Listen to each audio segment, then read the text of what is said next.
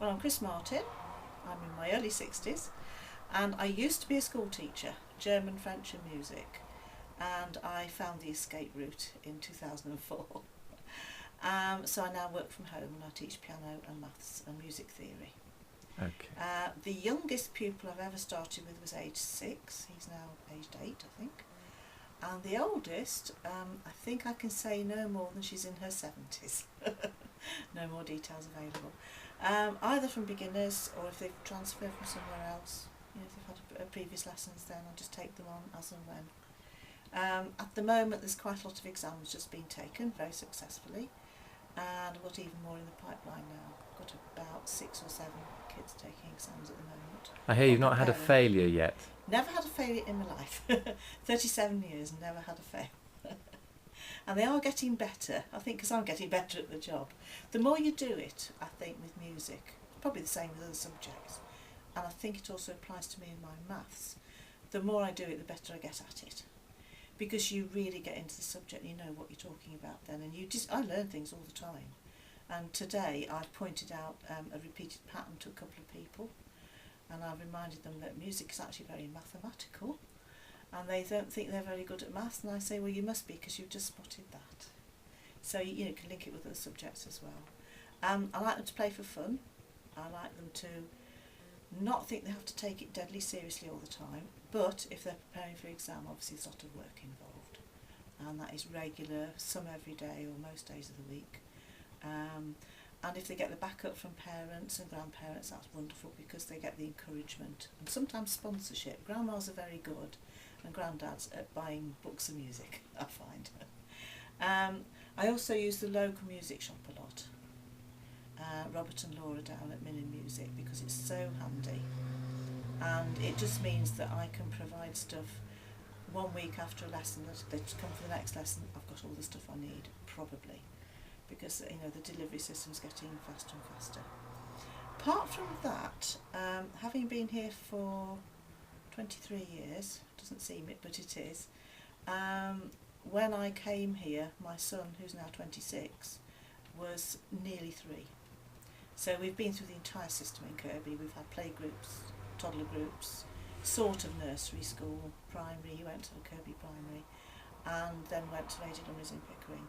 So we've been through the whole system in the town, and I've seen it change so much over the years. It's got better and better, in my opinion. It's also spread its wings, I think, because I feel what we've got now here, the sort of people we've got living in Kirkby, we've got a broader spectrum of people. We've got more artistic people, more musical people, more theatrical people, writers, all sorts of things. And I like that, because it means that we're broadening the type of people who can join into community things. They will come from perhaps other areas, as I did, not being just viewed as incomers, to be viewed with suspicion, as happens in some small communities, but also to bring ideas of things that they've seen elsewhere or experienced or even done themselves elsewhere. Because if you've got a very inward-looking small community, they're not very good at taking on ideas from other people. They feel that people come in and want to take over. And I have experienced that in the past. You don't get that so much now. There's a much nicer blend. Kirkby as a town has changed so much. If I were to compare now, going up from where I live, up the main street right up to the top to Dale End and back again, a lot of the premises are different businesses, different people. But I think on the whole for the better. The only thing I would say is, having told a friend last night about what it was like when we first moved here, there seemed to be 2 of everything when we came, 2 butchers, 2 chemists, etc. And now you're down to 1 of each, but I feel that what we've got is quality.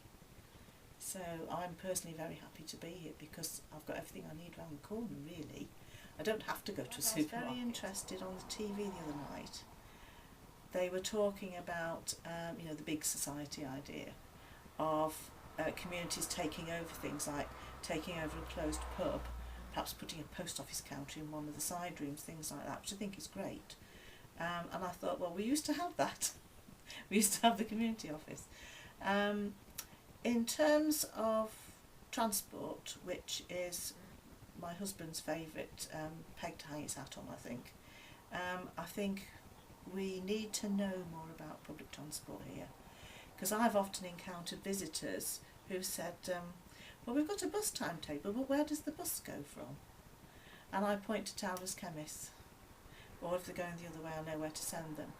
And I started to, when I was at the community office, walk around the town a bit more and think, if I was brand new here, I would be confused, because I wouldn't know where things happen. There is one couple in town who on their first day here came into the community office and said, can you tell us if there's a WI, if there's this, if there's an art class, you know, several things they wanted.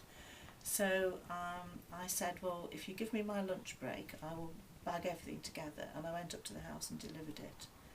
And she's now become a friend and a piano pupil. Piano pupils do you have coming, and have you got any room for any more? If everybody turns up in a week, I'm close to full, depending on how I'm feeling. If somebody does ring up and wants tuition, I'll always try and fit them in. But at the same time, I have to think about family life and the balance of work. And you teach maths as well? Yes. Now, that's a funny story behind that. I didn't actually pass my maths O-level, because I'm one of those old folk who did O-levels. But what I did over the years as a supply teacher was have to do all sorts of stuff, which is very good for you, to be thrown at the deep end and have to cope. And not so very long ago, probably about 2001, 2002, one of the staff at Lady Lumley's was off with a really bad virus, and she was quite ill for about 6 weeks. And so I was asked if I would be brave enough to go in, because the maths department was sort of, I don't know, I don't want to do maths, you know, everybody's frightened of maths, I don't know why. And I said, yes, I'll give it a try. And I'd been teaching a friend's daughter on a sort of just friendly basis, just to help her through, because she wasn't very, she was bright, but she was shy. And she would look at it and sort of take instant fright, which a lot of girls do, I'm afraid. It's a sort of instant reaction which they seem to have. So I helped her through that, and I thought, I'm quite enjoying this. And then at school, having done it for solidly every day for 5-6 weeks, I thought, I'm really enjoying this, and I was learning and developing ideas. So what I decided to do was look at maths from the point of view of somebody like me when I was at school, who got on all right with it, but up to a certain level, and then I would start to get confused. And I put that down to the teaching methods, because it was assumed that you could have that explained, do 2 at home for homework, and then we'll be fine, you can do it, carry on. And I was one of those kids who probably needed a bit of extra help, or come at the problem from a different angle, so that I tried to find funny ways and logical ways of saying why that works. So, for instance, if I was teaching algebra and doing equations, which used to leave me absolutely cold, I've invented them now as a sports. They're 2 teams. So you have a letters team and a numbers team, so it's football based really, or tennis, whatever they want to be. But it needs to be in a team idea. And you have the ref, if it's football based, and he's the equal sign. And so you make it into a story, you make it into a situation. You explain it that way, and it seems to sink in. Do you like teaching best, piano or maths? The piano, I think, wins, really. Music theory and maths are pretty equal, because they're both very mathematical. They're both sequential, and they both have a natural structure to them. So I think the maths, understanding of structure and pattern and sequence, has actually helped me as a music teacher, because I've always been aware of the structure of a piece of music, but when you come down to the actual chords and the notes and the rhythmical patterns, you see the repeats. And I say to someone, this is a piece of music, it's 24 bars long, you can see that because it says at the end, but you're only going to have to learn 16 bars, so that raises a smile. The worst thing is you present a child with a piece of music and they go, oh dear, have I got to play that? And they frighten themselves with it. You say, well, if we do it a bit at a time, this bite-size idea, and we make it physical and we make it visual on the keyboard, then it's going to be a lot easier. To the point where some of them can probably play most of the music without the music in front of them. So, yeah, I think the 2 subjects have helped each other out, really.